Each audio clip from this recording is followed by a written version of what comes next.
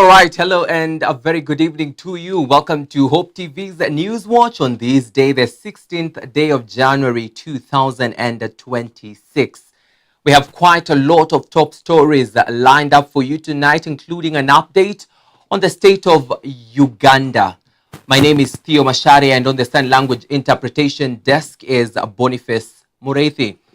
We begin now in Uganda, where Kenyans planning to cross into Uganda through the Busia and Malaba border points have been urged to suspend their travel plans temporarily as the neighboring country awaits its general election results. Now, citing what happened to Kenyans in Tanzania when Tanzania was having her elections, Busia County Commissioner Stephen Orinda, while issuing a travel advisory, urged the public to exercise caution and avoid unnecessary travel until the political situation in Uganda stabilizes. Travelers returning from Uganda have reported severe disruptions, with communication networks cut off and numerous roadblocks erected across the country. Provisional results as of now from the Electoral Commission for Uganda indicate a clear early lead for incumbent President Yoweri Kaguta Museveni of NRM with over 3 million votes. He's being followed closely by Robert Chagulanyi, alias Bobby Wine of NUP, with 1 million plus votes, as tallying continues across the country. On a sad note, 7 people have so far died as a result of election violence in Uganda.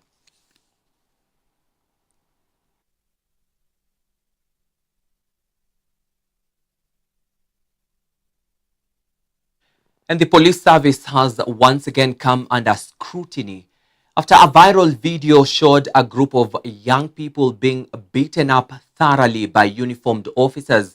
The incident, which happened on the 10th of this month in Nandi Hills, has reignited fears of police brutality across the nation. The National Police Service and the Independent Policing and Oversight Authority, IPOA, have commenced investigations with leaders from across the country calling for swift action to be taken. Jacob Ojiro continues. Uproar reigned supreme in the country for the better part of Friday after CCTV footage resurfaced showing uniformed police officers beating a group of men playing pool in an entertainment joint in Nandi Hills constituency. According to the CCTV footage, the incident took place on the 10th of January at around 11:50 p.m., where young men who were busy playing pool suddenly became uneasy upon seeing uniformed officers who stormed the place. The police are hard telling them to lie down before demanding identity cards from them. Within no time, the police rained clubs on them for about 7 minutes, even after they had already laid down. They are hard questioning them what they were doing there at that time of the day. IPOA chairperson Isaac Hassan has since released a statement saying they have released a rapid investigations team to the scene to conduct inquiries and determine culpability. He, however, noted that no complaints had been lodged prior. Nandi County Governor Stephen Sang called the incident a gross violation of constitutional rights, demanding swift investigations, while Nandi Senator Samson Cherargei called for the interdiction of the officers.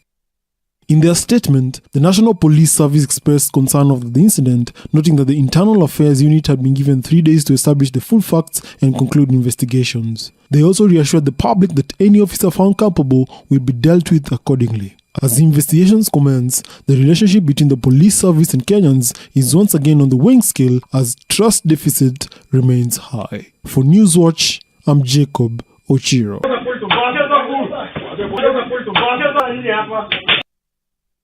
Thank you, Jacob. And now let's move on, where in a bid to move Kenya from a third world to a first world country, President William Ruto has announced a raft of development projects that the Kenya Kwanza government plans to undertake.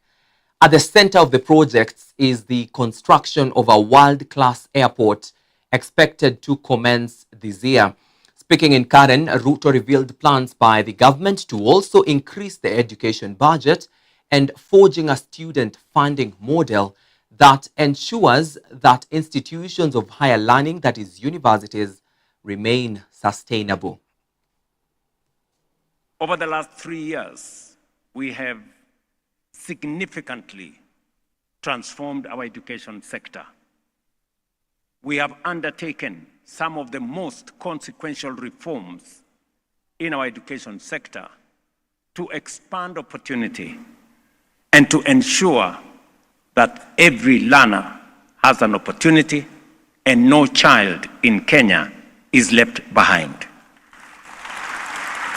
We have expanded learning spaces with 23,000 classrooms built over the last 3 years. We have expanded the number of teachers with 100,000 teachers hired in the last 3 years.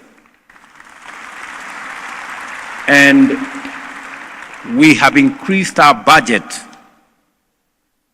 to the education sector by 200 billion Kenya shillings in the last 3 years to make sure that we support all our learners and also forge a student-centered funding model to ensure that our universities remain sustainable and every student in college and university is treated fairly, and bursaries and grants are given on merit. And the Orange Democratic Movement, ODM, and the United Democratic Alliance, UDA, are set to start formal talks aimed at forming a coalition ahead of the 2027 general elections, after both parties gave their leaders, that is President William Ruto and Dr. Oburu Oginga, the green light to enter into structured negotiations. Alice Diana engaged an analyst familiar with political coalitions about the brewing agreement and what it means to Kenya's 2027 landscape. Two of the biggest political parties in the country, UDA and ODM, are set to begin negotiations aimed at reaching a 2027 pre-election agreement. Top organs of both parties have already given their leadership a go-ahead for the negotiations to start as soon as possible, as the two parties seek to strengthen their political partnership.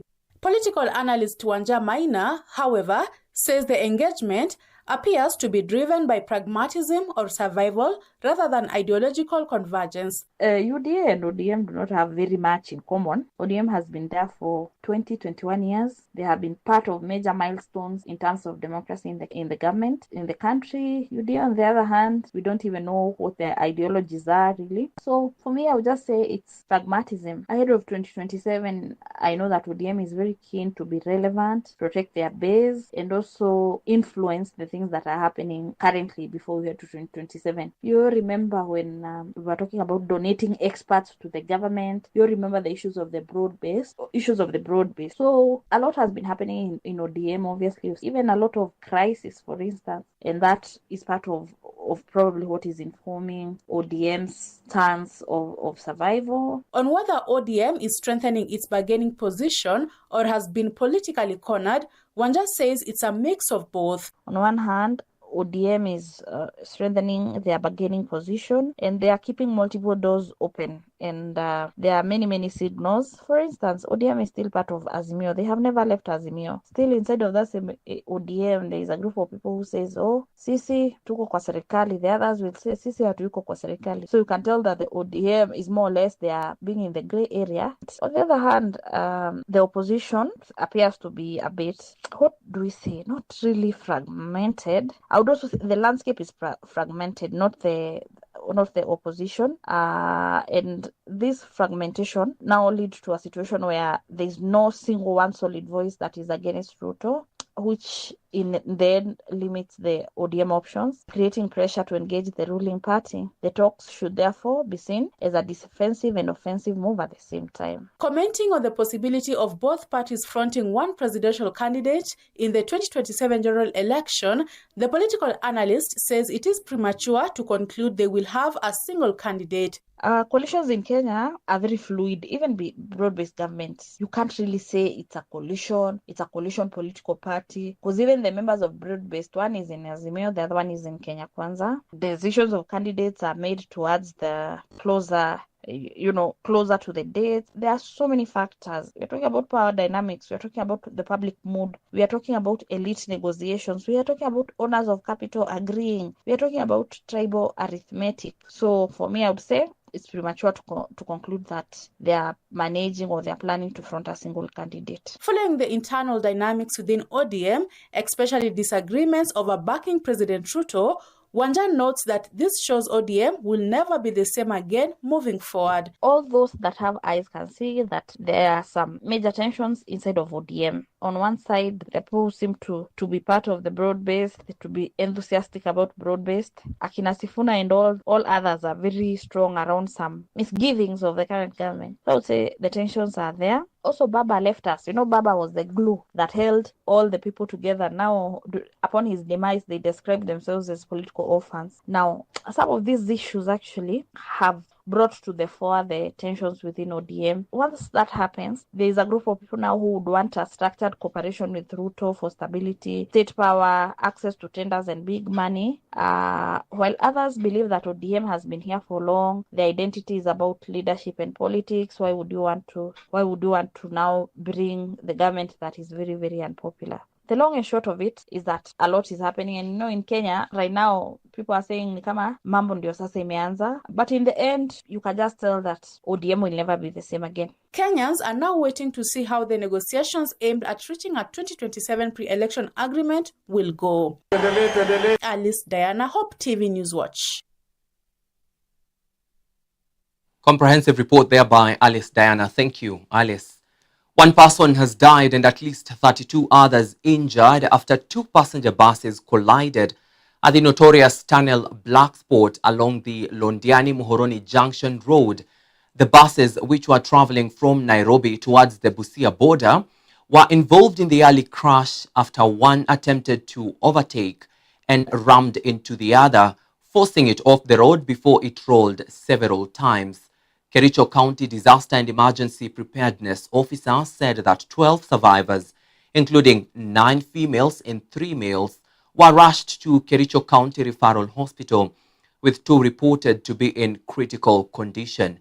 The accident occurred at the same Black Spot where 6 people lost their lives just 2 weeks ago.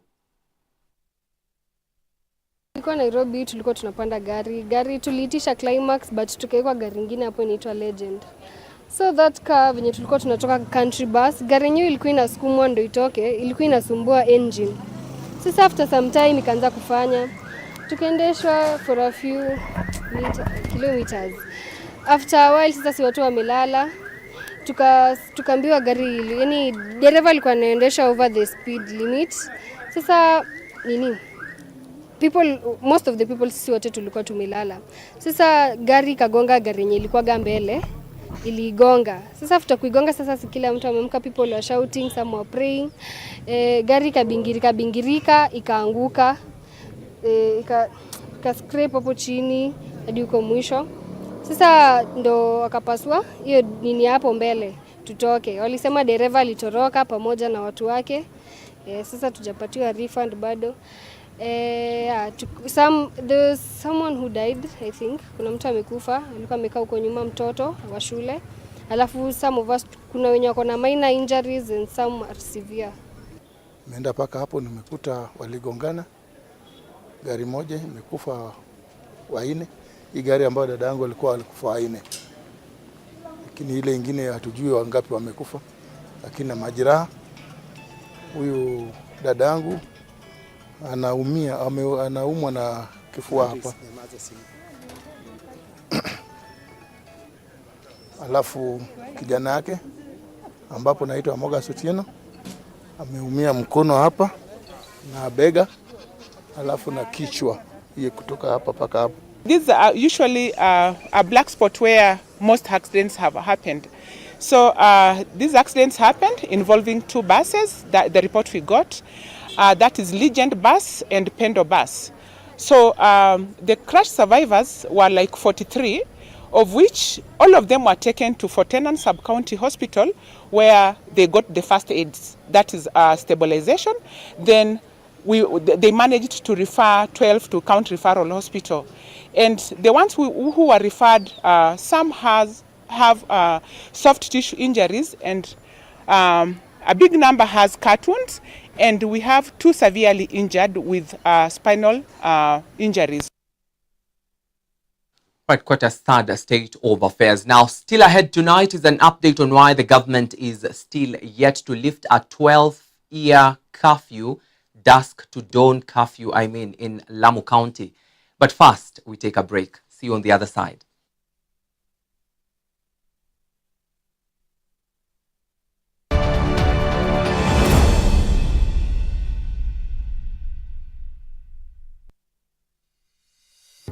Hi everyone, my name is George Gishoro, a presenter with Hope TV. Thank you so very much for continuing to support us by watching all our programs. Now, we would love to serve you even better. Now, we want to know where you are watching us from and the strength of the signal. You can scan the QR code and ensure that you answer all the questions in ensuring that you are getting us loud and clear with crystal pictures. So go ahead and fill in the QR code so that we can serve you better right here at Hope TV, where you look and live.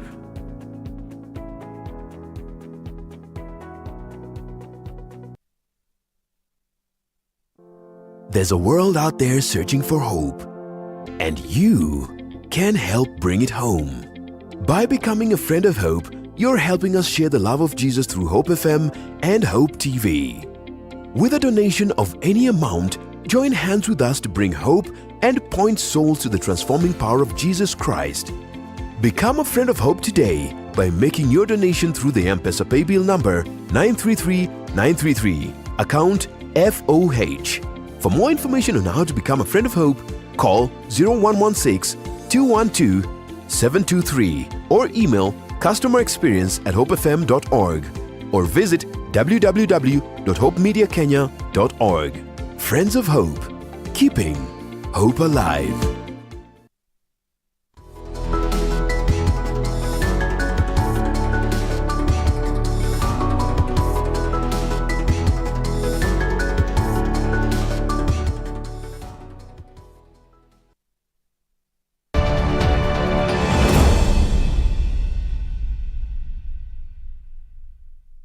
All right, welcome back, and thank you so much for choosing Hope TV to inform you tonight with the latest in the world of news.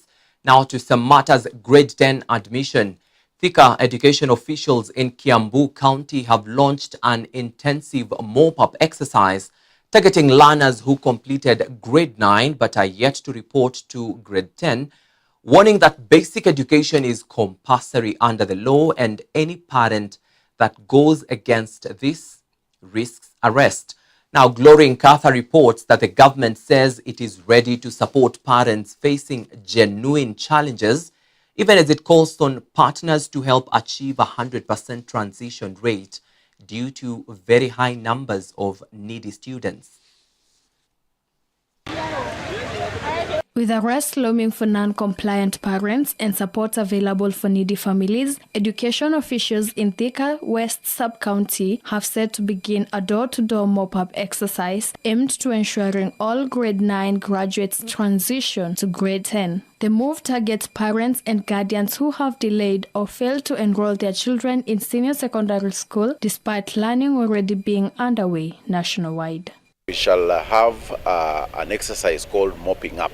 That is, we mop up all the learners who sat grade 9 examination to transition to grade 10. And in such an exercise, we move to homes, to villages, to these informal settlements with the help of the interior, that is the chiefs, sub-chiefs, who are able to ensure that all the children that sat grade 10 are able to move to the nearest day school, that is a senior school, so that they are able to transition well and have their education up to grade 12 when they can qualify to move out. Speaking during the flagging off of Elimu scholarship beneficiaries at the Deputy County Commissioner's office in Thika West Sub-County, Kiambu County Director of Education Maurice Sifuna said the government is willing to support parents facing real difficulties such as lack of school fees, illness, and other social hardships, urging parents to report such cases to education officers instead of keeping learners at home. As part of the intervention measures, the government has rolled out the Elimu Scholarship Program to support vulnerable learners from Thika. Out of 880 applicants, only 33 needy students, 17 girls and 16 boys qualified after vetting, interviews and home assessments. Nimefurahia sana kupata scholarship. Itanisaidia kufikanishia kwa ndoto yangu. Na nikimaliza masomo nitaweza kusaidia wazazi wangu, hata nisaidia watu wengine. Mimi mangu alikuwa ameniambia naweza kosa scholarship, anaweza nipeleka course ama niende day school, na nilikuwa nataka kwenda boarding school. Sasa nimepata matumaini ya kwenda boarding school na kufanikisha ndoto yangu.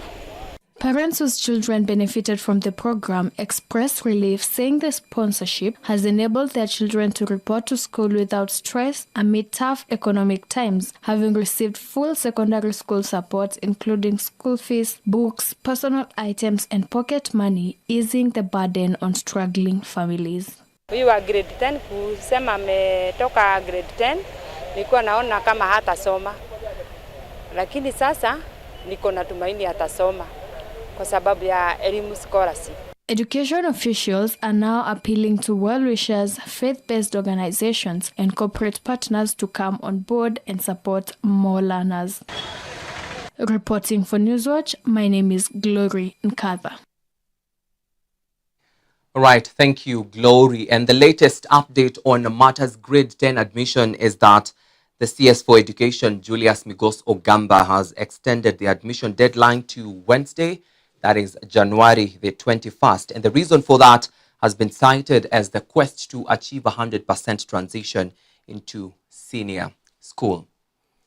We now proceed to Lamu County, where religious and community leaders in Lamu County are intensifying pressure on the national government to lift the dusk to dawn curfew that has been in place since 2013, following insecurity in the region, arguing that it has crippled economic activities and livelihoods. Now, the leaders say the prolonged restriction has scared investors, disrupted businesses, and undermined major projects such as the Lamu Port and the Lapsset Corridor, despite improved security in the region. Now, while calling for a shift from emergency controls to economic recovery, they also accuse a section of local leaders of politicizing the curfew debate for personal gain at the expense of residents who continue to bear the brunt of the economic burden. Na sisi kama wakazi wa Lamu tukiwa tuwasapoti hizi miradi, na pia tumwambia itatukunjua zaidi na kumaliza matatizo yetu, ni kwamba barabara iwe 24 hours for growth our economy Lamu. Bila hivyo hatutaweza kuenjoy lolote. Lingine langu ni kwamba binadamu yote kutembea katika nchi hii ya Kenya 24 hours ni our right. Kwa hivyo tayari wana violate ile katiba ambayo tuko nayo 2010, ni kwamba sisi tunatiwa katika curfew kwa muda ambao kwamba zaidi ya masaa 14, na hiyo haipendezi, na tumwambia rais kwamba afungue hiyo kitu. Wala sisi hatupasi pia ku request, sisi we demand, tunataka barabara ifunguliwe. We are not a request. Lakini leo twasikitika, hali ni mbaya. Hali ya upande huu watu wanategemea mambo ya bahari, uchumi wao ni bahari. Leo upande wa bahari wamewekewa vikwazo, ambao vikwazo hivyo vinawafanya hawawezi kuendelea mbele, badala yake wanarudi nyuma. Leo mikoko imewekewa vikwazo, leo uvuvu umewekewa vikwazo. Miradi ya kusaidia wananchi ni miradi ya kupatia mwananchi pesa mfukoni, si kumletea mahindi, mchele, magodoro, masufuria. Magodoro tunalala kwa manyumba tuko nayo, masufuria tunapika kila siku na masahani tunakula. Tunataka pesa mfukoni, na tunataka viongozi wenye maono ya kuja kubadilisha Lamu na kuleta miradi na kuleta maendeleo na mbinu za kuleta faida na kuleta biashara, ili Lamu iboreke na inuke na tubadilishe maisha yetu. lakini hatutaki kufungwa macho kwa kilo 10 ya mchele ama kilo 5 ya maharagwe ndio sasa mtuambie hayo ni maendeleo. Hatutaki, hayo si maendeleo. Maendeleo ni pesa mfukoni, na pesa mfukoni ni kazi na uchumi uimarike. Ndio tunataka hapa Lamu, na tunataka viongozi wenye maono kama hayo. Days after President William Ruto announced several national strategies to curb rising alcohol and drug abuse, security operations across the country have been intensified, with the latest one leading to the recovery and destruction of more than 3,200 liters of illicit alcohol in Marakusi Ward, Lugari Sub-County. The sub-county's Deputy Commissioner Jeremiah Tumo stated that the operation conducted at dawn resulted in the confiscation and destruction of 2,680 liters of Kangara and 550 liters of Changa. 10 suspects linked to the brewing and transportation of the illegal alcohol were also arrested during the crackdown.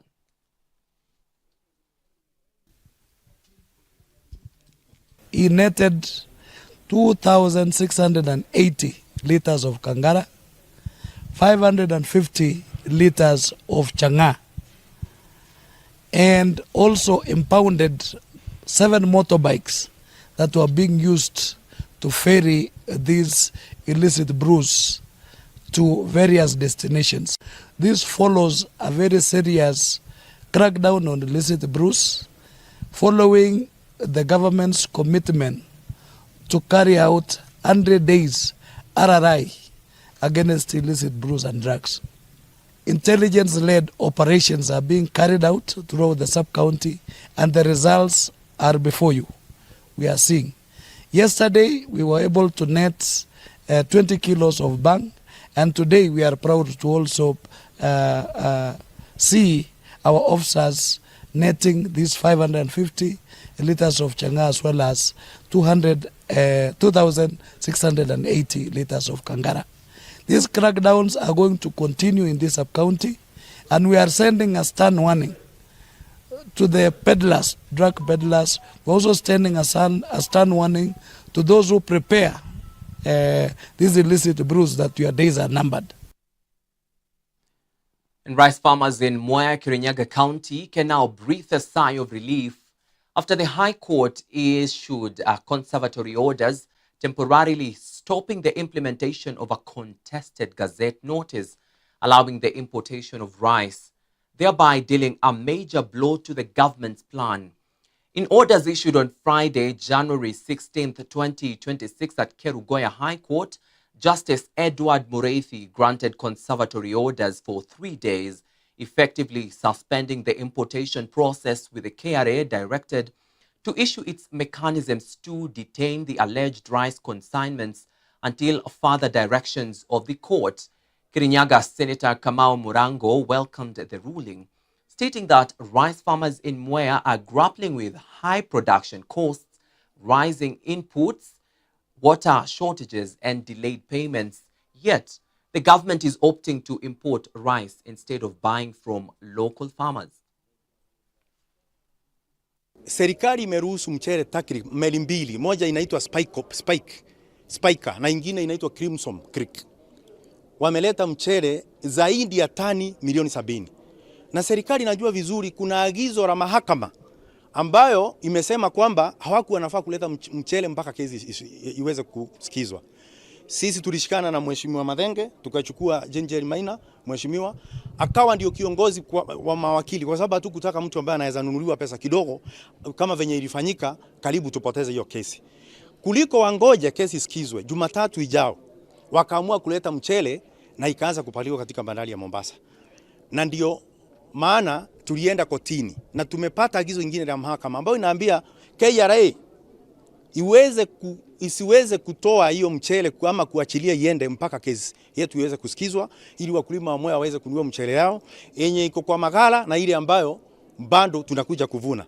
Na ningetaka kuambia serikali, mtu yote ambaye wafuati agizo la mahakama, huyo ni jangili. Hakuna tofauti ya jangili. Kama serikali imeamua kukaidi agizo la mahakama, hawana tofauti na walanguzi wa dawa za kulevya, kwa sababu Mahakama imesema mchele isiingie nchini. Na hata kama tulikosea rais kumpatia kura, sana sana watu wa Mwea, basi kama ilikuwa makosa, naomba msamaha.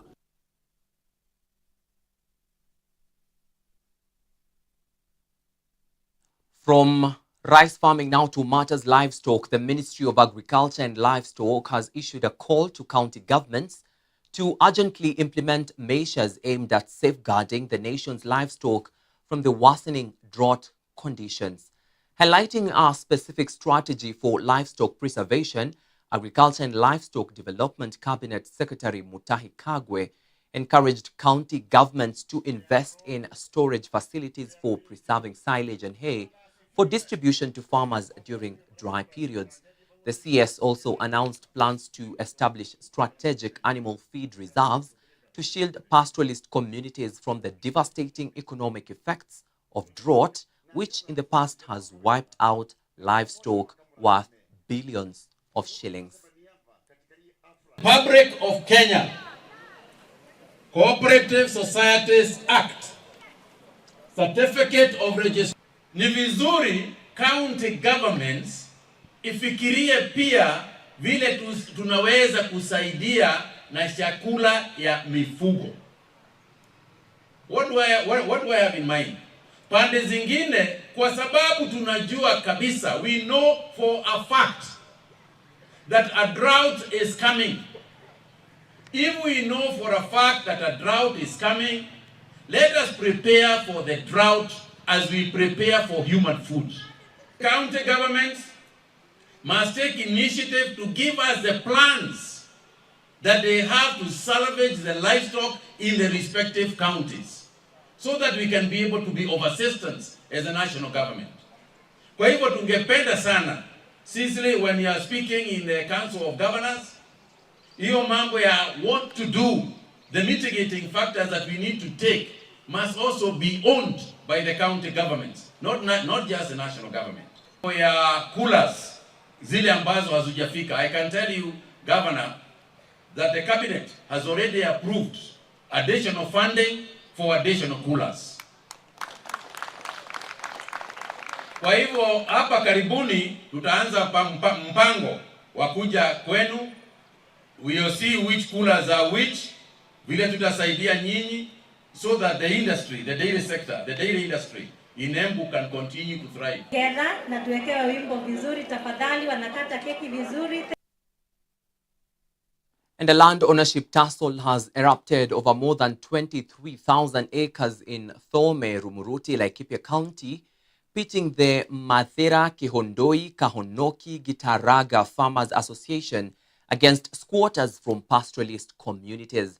The association says it legally acquired the land in 1974, but many of its 5,000 members never settled, allowing squatters to occupy the area for decades. However, the squatters insist they have lived on the land for over 38 years and oppose eviction plans following the sale of 2,000 acres to an investor. While authorities ruled the association are the lawful owners, squatters have vowed not to vacate. Siku ya leo tumekuja tu kuona ama tujue tutaelekea vipi. Kwa sababu Samia Sago ambayo tumekaa hapa tuliona kama hakuna wenyeji wa huku. Lakini ilipokuja tu siku kidogo tukaanza kuona ndio kuna wenyeji ndio wanakuja tu wanakaa. Lakini kimuuliza si uniusie hata kunijua. Am I not one of the citizen? Mimi sio mmoja ya citizen. Hiyo ndio imeniuma as a community. Kama tu amekuja tu na akaniambia John nitakuhusia yeka nishindwe, nitampatia another chance ausie mwingine. Wamadhira wamesema vizuri, sijui kama ulikuwa wapi. Washauza shamba and it is not reversible. Sababu ni ile kitu inaitwa willing buyer, willing seller. Hiyo imeenda. Unda kamati yako ile ulikuwa umeunda, mujimobilize, muuze mbuzi, mwende Madhira muelewane ni pesa ngapi, nini. Mahali shamba inauzwa ni kwa ofisi. Ya pili, kama kuna Wamadhira ambao walikoni nyinyi pesa, enda kwa police station, tafuta DCIO, andika statement. Useme ni nani na nani. Kama ni hawa, si bado wako alive. si watapelekwa kotini? Kama ni watu ambao unawajua, ofisi ya DCI ni ofisi ya serikali, inahudumia kila mtu. Kwa community yote ya Mathira uko Nyeri, members wote, ile kitu wamenituma ni serikali ipe watu security, na hiyo ndio obi ya members wote wa Mathira. Kama ni wewe ukuwe na security, kama uko na kibali ya hapa, uko na kibali ya shamba yako, haina shida. Wale walikuwa nasema last time wako na titles, registrar ako hapa, enda kwa Kero Muruti, peleka hiyo title akwambie kama ni halali. Sio kusema uko na title, kumekuwa na brokers wengi hapa.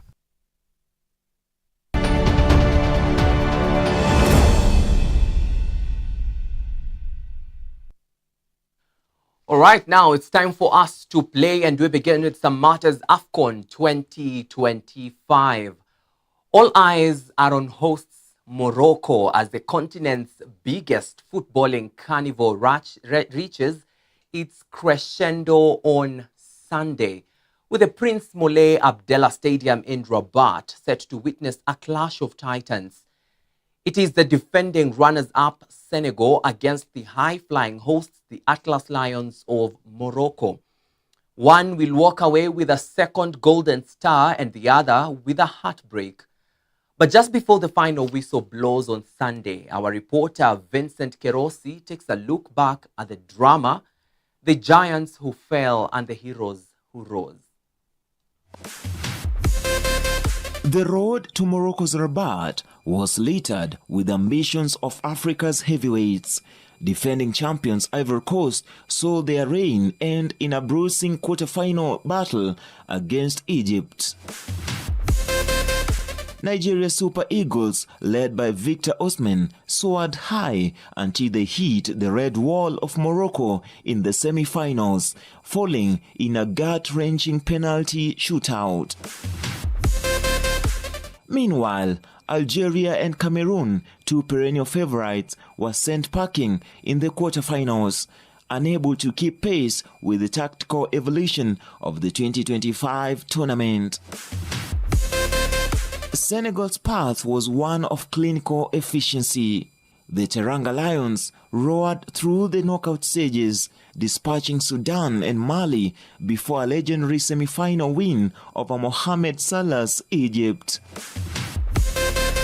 For Morocco, the story is one of destiny. Spurred on by a nation, the Atlas Lions topped their group and survived a group of death bracket to reach their first final since 2004. Who will tip the scales on Sunday? For Senegal, all eyes are on the evergreen Sadio Mane, but it is the 17-year-old sensation Ibrahim Mbaye who has the continent talking. The PSG prodigy became Senegal's youngest ever AFCON goal scorer this month and is a nightmare for tired legs. On the other side, Brahim Diaz has been the soul of Morocco's attack. With 5 goals to his name, he is currently the tournament's top scorer. But keep a keen eye on Neil Elianawi. The AS Roma midfielder has been a pressure vacuum and hopes to break Senegalese hearts with his defensive transitions. This 35th edition of AFCON has shattered every record. Morocco has welcomed over 1.2 million fans into stadiums across 6 cities with an average attendance of over 24,000 per game. The atmosphere, electric. Global superstars and influencers have flooded social media, turning this into a cultural phenomenon that transcends football. History, however, is a jealous mistress. Senegal has won the trophy once in 2021 and lost in 3 finals. Morocco also holds one trophy, won nearly 50 years ago in 1976. For both, Sunday is about moving from the history books into legendary books. Vincent Kerosi, Hope TV.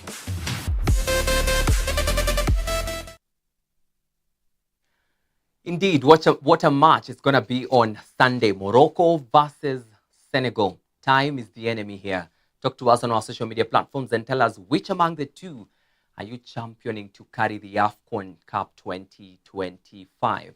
Let's now take this one. Athlete Joseph Njuguna completed 72 hours of hugging a tree in Iten, Elgeyo Marakwet County, after earlier in the day, using the gesture to raise awareness against gender-based violence and doping among athletes in the country.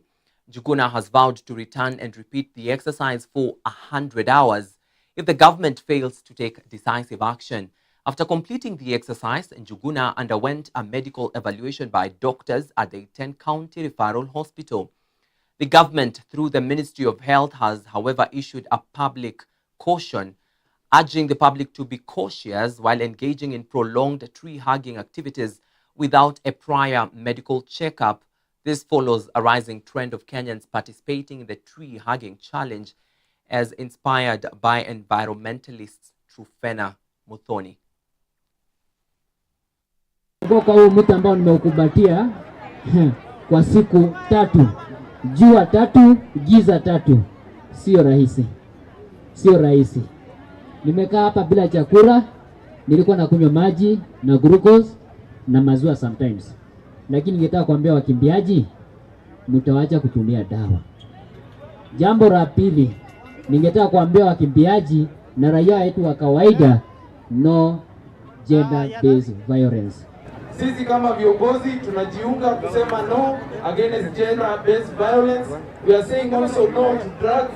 We are saying no to doping because tunajua, tumeona hasara ile madawa imeleta kwa wakimbiaji wetu. TVV sasa inaenda kupata nguvu, tukiendelea pamoja na tutakuwa very keen kufuatilia baada ya hapa, na isipokatika tena tunarudi hapa kama vile Njuguna alisema, tunakaa hapa masaa mengine tena 100 kuhakikisha hii kitu imerudi chini.